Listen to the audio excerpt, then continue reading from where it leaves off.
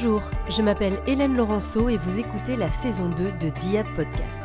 Une dyade, c'est l'ensemble de deux éléments en interaction. Vie pro et vie perso, voilà deux éléments qu'on tente parfois de séparer. Mais choisir son métier, s'épanouir, changer de vie professionnelle ou créer son entreprise a forcément un impact sur le reste de notre vie. Dans ce podcast, je m'intéresse aux liens que mes invités entretiennent avec leur travail. Est-ce que faire un métier qu'on aime, qu'on a choisi, qu'on a créé parfois, c'est toujours facile et source de bonheur ? Pour Dina, sa source de bonheur, ce sont ses enfants. Alors elle n'a pas hésité longtemps pour stopper sa carrière dans la grande distribution et pouvoir leur consacrer plus de temps. Mais voilà, être juste à la maison, ce n'était pas suffisant pour cette femme énergique à qui il manquait quelque chose. Elle a découvert le milieu de l'influence et y a appliqué ses compétences pour devenir agent de créateur de contenu. C'est donc où elle travaille désormais, chez elle, que je l'ai retrouvée, en compagnie de sa petite dernière, Maya, que vous entendrez peut-être un peu en fond sonore, pour qu'elle me raconte comment ce choix professionnel a aussi changé le reste de sa vie. Je m'appelle Dina, j'ai 34 ans, j'ai eu 34 ans cet été et je suis agent d'influenceur ou de créateur de contenu. Je préfère dire créateur de contenu. Donc je suis leur agent, je les représente dans la négociation de leur contrat et de la mise en place de tout ce qui est création de contenu sur leurs réseaux sociaux. J'ai toujours voulu faire du commerce, j'ai toujours aimé la relation client, tout ce qui était négociation, atteindre des objectifs, tout ça, c'était un peu ce qui me motivait. Donc j'ai fait un DUT Tech Deco après mon bac. Après j'ai passé les concours passerelles pour intégrer une école de commerce. J'ai eu mon master en marketing et management de projet et ensuite je suis rentrée dans le milieu de la grande distribution. Donc j'ai été chef de réseau, chef de secteur. J'ai commencé, j'étais célibataire, j'étais pas mariée, donc j'ai dû faire peut-être 4-5 ans comme ça. Ensuite, j'ai rencontré mon mari, on s'est mariés, on a eu des enfants. Donc, pour mon premier enfant, j'avais des nounous, il allait à la garderie, à la crèche, etc. Donc, ça allait. Quand j'ai eu ma fille, quand j'ai eu Anna, ça commençait à faire beaucoup. De devoir confier mes 2 enfants à des nounous, à des crèches, etc. J'étais plus en phase avec ça, ça me convenait plus. Il fallait que, je faisais pas des enfants pour les confier à quelqu'un d'autre. Donc, c'est à ce moment-là que j'ai fait un peu un petit frein dans ma carrière. J'étais même prête finalement à arrêter de travailler. Je l'ai fait pendant quelques mois, ça m'a pas du tout convenu. J'ai pas du tout aimé. Il me fallait quand même une motivation autre que ma vie de maman, même si, voilà, c'est mes enfants, c'est ma vie. Mais il me fallait autre chose aussi.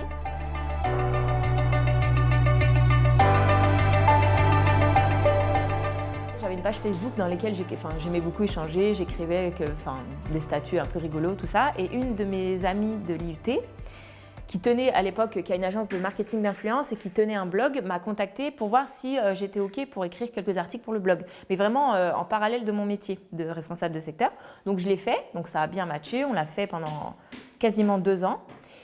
Et quand elle m'a proposé finalement de faire ça à temps plein, bon, c'était quand même risqué parce que je devais quitter un CDI assez confortable pour quelque part me lancer dans un truc qui n'était pas hyper safe. J'ai dû créer ma société, j'étais un peu en freelance avec elle.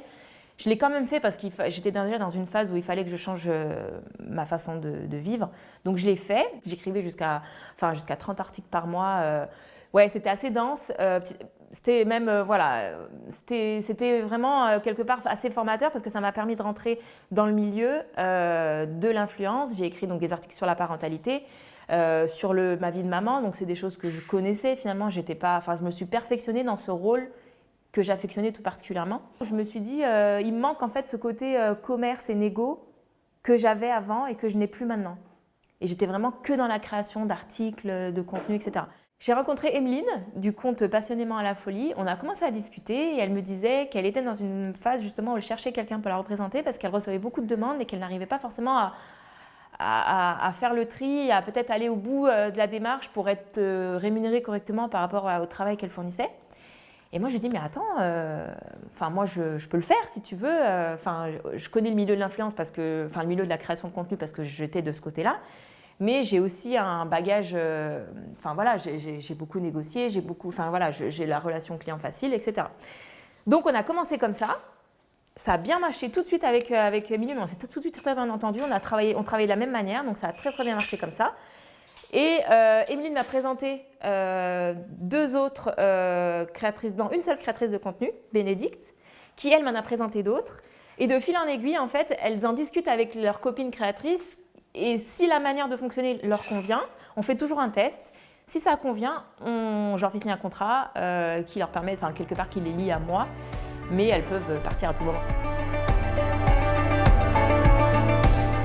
Quand j'ai pris la décision d'arrêter complètement et de demander ma rupture conventionnelle pour mon CDI, j'en ai discuté avec mon mari forcément parce qu'on est deux, hein, et il y a des frais, il y a des crédits, il y a tout ça. Et en fait, il m'a dit, il m'a dit, je suis là en backup si jamais tu dégages pas assez de salaire, je serai là, etc. Donc du coup, j'étais quand même rassurée. J'ai la chance quand même d'avoir un partenaire qui me pousse en fait dans mes projets. C'est vrai que c'est pas forcément donné à tout le monde. Donc je me rends compte aussi qu'il y a eu une chance où je me disais, même si ça ne me permettait pas de vivre, j'étais pas non plus à la rue, quoi. Donc ça m'a permis d'y aller en confiance et d'y aller vraiment sereinement. Et ensuite, je me suis rendu compte qu'au fil en aiguille, ça me permettait de dégager quasiment la même chose qu'avant. Il y a aussi tout un aspect qui n'a pas de prix, ce qui est de travailler de la maison quand j'ai envie. S'il y a des jours où je ne me sens pas, je le ferai le soir ou je le ferai le lendemain. Je travaille le week-end si j'ai envie, si j'ai pas envie. Je m'occupe de mes enfants, je vais les chercher à l'école. Tout ça, ça n'a pas de prix au final. Donc j'étais prête quelque part à être moins rémunérée au global, mais pour justement gagner en qualité de vie, ce qui était important pour moi. Je trouve que ce n'est pas quelque chose que tu peux trouver dans le milieu salarial ou en tout cas dans le milieu dans lequel je travaillais avant. C'était compliqué d'avoir cette souplesse en fonction de tes humeurs, en fonction de tes envies, en fonction de ce que tu as envie de faire, de ta motivation. Donc là, clairement, je travaille comme j'ai envie. Tant que ça convient aux filles avec qui je travaille, et elles aussi, pareil, c'est un échange qui se fait comme ça. Ça match très très bien. Donc pourvu que ça dure. Ma mère, jusqu'à très récemment, considérait que j'avais plus de travail. Donc elle parlait de mes frères qui ont des carrières, qui sont eux dans les étoiles pour le coup. Et puis quand elle parlait de moi, après c'était pas forcément pour me dénigrer, mais quand elle parlait de moi, c'était Dina, elle fait un truc à la maison, voilà. C'était très j'essaie, j'ai essayé de lui expliquer. Bon là ça va, elle a compris parce qu'elle a commencé à voir que ça me rapportait de l'argent. En fait, tu sais, les anciens, c'est un peu ça en fait. Il faut qu'il y ait une vraie retombée, quoi. Et quand elle a passé quelques jours à la maison, elle a vu que c'était vraiment du boulot. Que moi je travaille là sur mon PC sur mon téléphone tout le temps. Je travaille même plus souvent, plus longtemps qu'avant. Et donc, mais c'est vrai que quand je discute avec des gens, oui, t'es à la maison, quoi. Je dis oui, mais à la maison, je me fais quand même des horaires. J'aurais été dans un bureau, ça aurait été exactement pareil. Je travaille pareil, quoi. Mais c'est vrai que ça n'a pas été évident pour le coup d'instaurer ça. Enfin, mon mari le savait, le voyait. Donc quelque part, ce qui m'importait, c'est que mon cercle proche. Après les autres, j'ai rien à leur prouver, j'ai envie de dire. Mais ma mère, voilà, c'était marrant parce que d'elle-même, elle commençait à dire, mais oui, t'es quand même à la maison. Enfin, faudrait que tu trouves un vrai travail. Je dis, mais c'est un vrai travail. Enfin. Et puis quand elle a passé du temps, qu'elle a vu que j'ai changé, je lui disais, mais je t'appelle tout à l'heure, j'ai un rendez-vous. Mais t'as un rendez-vous, comment ça, t'as un rendez-vous? Enfin, tu vois, c'était difficile de lui instaurer, de lui expliquer ça. Et donc maintenant ça va, elle commence à comprendre. Mais comme c'est un nouveau métier, pour ceux qui sont dans le milieu, c'est pas un nouveau métier, mais pour les personnes un peu étrangères à tout ça, c'est un nouveau métier. Donc c'est difficile de leur faire comprendre ce qu'il en est. Mais bon, ça fait son chemin, quoi. Ça fait son chemin. Il faut savoir que mes enfants, c'est ma priorité ultime. C'est-à-dire que c'est d'ailleurs pour ça que je tends absolument pas à créer une agence, monter dans les étoiles, comme je dis toujours. J'ai pas du tout envie de ça parce que je vais devoir retourner dans un rythme où je dois confier mes enfants, où je dois les mettre à la nounou, à la cantine, Non, je veux vraiment garder ce niveau de vie-là. Quand il n'y a pas d'enfants, je peux travailler à 100%, je m'en fous du reste. Par contre, quand ils sont là, je laisse à plus tard, quitte à ce que ce soit 22h, 23h, mais au moins je suis tranquille, je suis posée, ils dorment, tout est bien calé, donc je peux être hyper focus parce que je sais très bien que je vais le faire alors qu'ils hurlent à côté ou ils me réclament, ça ne va pas être fait correctement. Donc ça ne sert absolument à rien de forcer. Voilà, il y a un temps pour tout et moi je peux avoir justement cette facilité à le faire plus tard, même quand ce n'est pas du tout une heure de travail. Je programme mes mails pour pas que ce soit envoyé à 1h du matin. Je les programme pour le lendemain à 8h, mais voilà, c'est fait, quoi. Que je le traite le dimanche ou que je le traite le lundi, la différence n'est pas énorme parce que le dimanche, je ne m'aurais pas répondu dans tous les cas. Donc je me dis, c'est pas grave si tu ne réponds pas. Lundi, de toute façon, c'est le week-end, tout le monde est en week-end, il n'y a pas que toi qui vas bosser ce jour-là. Donc ça m'a permis de prendre du recul. Après, tu traites les urgences le samedi et le dimanche parce que les filles créent du contenu le samedi et le dimanche. Donc il faut quand même que je sois dispo. Mais c'est beaucoup plus léger, c'est-à-dire que c'est des vrais week-ends. Ça ne me dérange pas de le faire la semaine tard, mais les week-ends, maintenant, j'insiste beaucoup pour couper. C'est difficile quelque part de faire la part des choses, quoi. Donc c'est vrai que je suis très très souvent, c'est pour ça d'ailleurs que j'ai décidé de couper complètement le week-end et que même pour le plaisir, je crée rarement du contenu le week-end, quoi.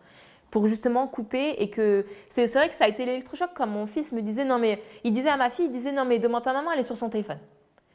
Je dis mais non, j'ai pas fait tout ça pour ça. Donc non, j'ai posé le téléphone, je dis vas-y dis-moi, on peut jouer, on peut faire truc. Donc voilà, je suis tout le temps connectée, disponible. Mais quand j'ai besoin, là cet été en vacances, on est parti à l'étranger.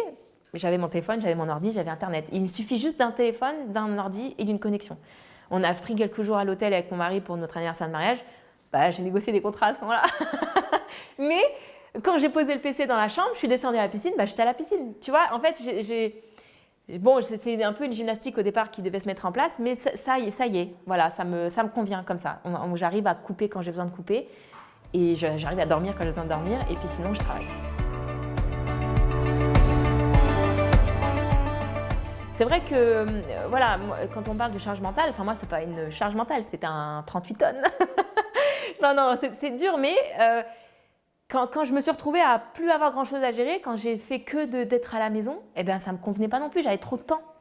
Donc, j'ai besoin de tout le temps être dans le rush. Donc, même quand, par exemple, j'ai un mail urgent à traiter, que mes enfants ont besoin de moi, c'est mes enfants. Et je le traiterai, même s'il me laisse, je sais pas, 5 minutes, je le traiterai à ce moment-là. Mais voilà, et à un moment donné, j'ai dû lâcher prise sur un des 2 terrains et j'ai préféré lâcher prise sur le terrain pro parce que je me dis ça passe vite. Ils ont 7 et 5 ans, comme je disais. Dans quelques années, ils vont même plus vouloir passer du temps avec moi. Donc je me dis c'est maintenant ou jamais, quoi. Et ça, c'est hyper important. Et c'est vrai que c'est difficile. Parfois, il y a des jours où tu craques. Hein. Les enfants, c'est difficile aussi à...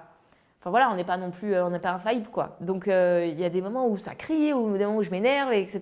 Et des fois, je les ignore complètement. Enfin voilà, à chaque jour suffit sa peine, comme on dit, et ça va. J'ai toujours travaillé, entre parenthèses, toute seule, parce que quand j'étais chef de secteur ou responsable de réseau, je visitais mes points de vente, mais j'étais tout le temps sur les routes. Donc j'étais un peu toute seule dans ma voiture à écouter la radio, à écouter la musique. Et quand j'étais responsable de secteur, j'allais dans les magasins pour discuter avec les chefs de rayon.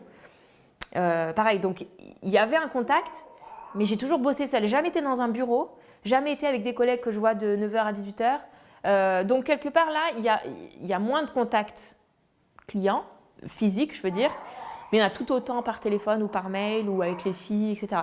Et j'ai pas besoin, en fait. C'est ce qu'on m'a toujours dit. On m'a dit, mais comment tu fais pour bosser à la maison? Enfin, je dis, mais j'ai pas besoin de voir. Enfin, moi, les gens me gonflent très vite. Donc, ça me va très bien. Enfin, et puis, ça se voit tout de suite. Moi, j'arrive pas à faire voilà, quand tu me gonfles, tu me gonfles. Voilà. Donc, ça m'allait très bien. C'est-à-dire que quand j'ai besoin de voir du monde, je vois ma famille, je vois mes amis. Ma meilleure amie, elle habite à 15 minutes d'ici. Donc, quand j'ai besoin, ses enfants à peu près l'âge des miens. Donc, voilà, je suis pas en manque de relations sociales. Et moi, ça me permet de travailler à taille humaine. Et de ne pas laisser, par exemple, la négociation d'un contrat à quelqu'un d'autre, même si je sais qu'elle le fera très très bien, c'est moi qui le forme ou quoi, mais je voulais le faire moi en fait. Et c'est pour ça que même quand j'ai eu... Maya, elle est arrivée au moment où moi j'étais vraiment dans ce milieu-là, et je ne me suis pas arrêtée, j'ai pas pris de congé maternité, mais je ne l'ai pas senti... c'était pas lourd. C'est-à-dire que moi, je sais que je me souviens... le lendemain de mon accouchement, elle avait quelques heures, et la sage-femme venait pour vérifier tout ça, et elle me dit, on va caler le rendez-vous pédiatre pour 10h. Je dis non, 10h, j'ai un call. J'ai un call pour le boulot, je peux pas à 10h. Et elle me disait, donc elle a bugué, tu vois, elle me disait, mais comment ça? Et je dis, ouais, parce que je suis toute seule en fait. Et pourtant, j'avais des personnes qui m'avaient proposé leur service, même en tant que stagiaire, tout ça. Mais je me sentais pas finalement de confier mes filles, entre parenthèses, je les appelle mes filles, de les confier à quelqu'un. Donc du coup, j'ai continué à travailler sans forcément m'arrêter. Je prenais des petits week-ends par-ci par-là pour déconnecter complet. Puis elles comprennent en plus, tu vois, c'est ça aussi qui est bien. C'est un peu le piège, c'est ce que me disait mon mari, c'est un peu le piège. Il me dit, tu es toute seule, tu es indépendante, mais ça t'oblige quelque part à être tout le temps sur le pont, quoi. Donc ça ne me dérange pas parce que ça reste du kiff. Après, c'est vraiment ça reste vraiment du kiff. J'aime faire ça. Les filles avec qui je travaille, c'est des bonbons. Je les aime toutes. C'est vraiment mes copines, en fait. Donc, il n'y a pas le côté travail chiant, pour parler, voilà. Mais je ne suis pas dans une ambition de développement en taille. Je suis plus dans une ambition de développement, prendre plusieurs filles, encore d'autres créatrices, mais sans mettre en péril mon équilibre. C'est-à-dire que là, pour moi, 10, c'est cool. Je peux toutes les gérer une par une, leur accorder vraiment le temps que j'ai envie de leur accorder, Je peux encore, je pense, en prendre encore quelques-unes, mais je ne me mets pas de pression. C'est-à-dire qu'en gros, il faut que ce soit elle, il faut que la demande vienne d'elle, qu'elle me sollicite et qu'elles aient vraiment une vraie communauté. Enfin voilà, je me permets aussi, comme elles peuvent ne pas matcher avec moi, je peux aussi me permettre de dire « Ah bah oui, mais ça ne collera pas avec ma manière de fonctionner, ça ne collera pas avec la tienne ». C'est-à-dire qu'en gros, mon ambition à moi, ce n'est pas de créer mon agence, d'embaucher plein de gens, de confier mes contrats à plein d'employés. Non, c'est pas du tout mon kiff parce que du coup, ça impliquerait qu'il y ait plein de déplacements et je veux pas parce que je retomberais dans mes travers de mes enfants sont confiés, ils sont à la garderie du matin au soir, du soir au matin, je les vois pas, etc. Donc voilà, je laisse cette ambition aux autres. Il y a plein d'agences sur le milieu qui le font très bien et voilà, c'est pas mon ambition à moi. Et tant que les filles sont en phase avec cette manière de fonctionner, eh ben ça roulera. Si toutefois ça devait s'arrêter, ça viendrait pas de moi. Parce que moi, ça me convient très bien comme ça. Que ça dure, même quand les enfants seront… Peut-être que quand ils seront plus grands, comme tu dis, et que j'aurai plus rien sur les bras, peut-être que si je suis encore dans ce milieu-là, peut-être après, on ne sait pas, le milieu de l'influence, ça évolue très vite, les réseaux sociaux, ça évolue vite, on ne sait pas ce que va devenir Instagram, on ne sait pas ce que ça va… Voilà. Mais je vais avancer avec cette évolution-là. Si j'y suis encore dans 10-15 ans et que j'ai plus rien quelque part qui me retient à la maison, etc., peut-être que je ferai plus. Peut-être, mais je ne suis pas du tout dans cette projection-là. Il y a un équilibre qui se met, on est bien. On est bien là, tant que ça leur convient, moi ça me convient. Merci pour votre écoute et à Dina pour son témoignage. À bientôt pour un nouvel épisode sur la chaîne YouTube et les applications de podcast. N'hésitez pas à vous abonner, à laisser des étoiles et des commentaires, c'est le meilleur moyen de me soutenir. Merci.